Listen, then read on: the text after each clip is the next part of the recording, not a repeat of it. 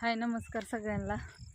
तर शेतात आली होती मी रानात तरकारी न्यायसाठी, म्हणजे माळवं. कालवणाला भाजीसाठी काय नव्हतं ना घरी, त्याच्यामुळे म्हणलं घेऊन यावं. पण जाताना व्हिडिओ काढायचा होता. असला आभाळ भरून आले, तुम्हाला दिसतंय का इकडं पाठीमागं बघा बघा, असं झालंय, सगळं भरून आलंय. आणि थोडीशी नॉर्मल रिमझिम पण येते, त्याच्यामुळे म्हणलं काय काढायचं नको, पटापटा तोडावून जावं. तर मी आणलंय असं हिरवी मिरची, भेंडी, आणखीन कारली आणले आणि घेवड्याची शेंग. आणि म्हणलं पटपट पटपट जावं घरी. चिखल पण लय झालाय, दिवसभर पाऊस चालू, रात्रभर चालू, त्याच्यामुळं चप्पल पण सगळी पॅक झाली आहे. म्हणून म्हणलं पटदिशीने आधी घरी जावं. जाता जाता म्हणलं थोडासा छोटासा व्हिडिओ काढा, नंतर ना पाऊस आल्यावर पण बाहेर येऊन काय काढणं होत नाही.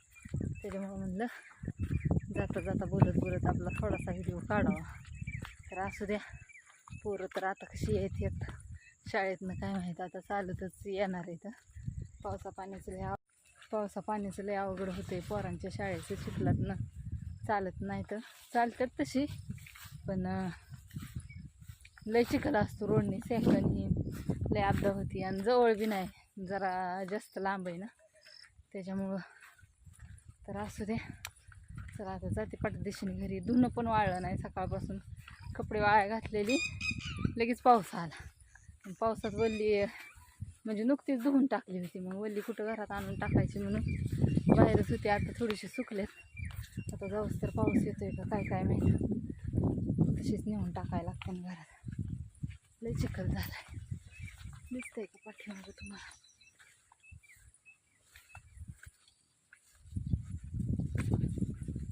आता सध्या आली बघा पेरूच्या अलीकडंच आहे. अजून आलाय जवळ पेरू. अजून तीन पेरूची तुकडे इथं, तिथनं मोहर घर या, मग घरी जाते. आली बघा पेरूत. असू द्या. बघा कसा वाटला व्हिडिओ, लाईक करा, कमेंट करा, शेअर करा.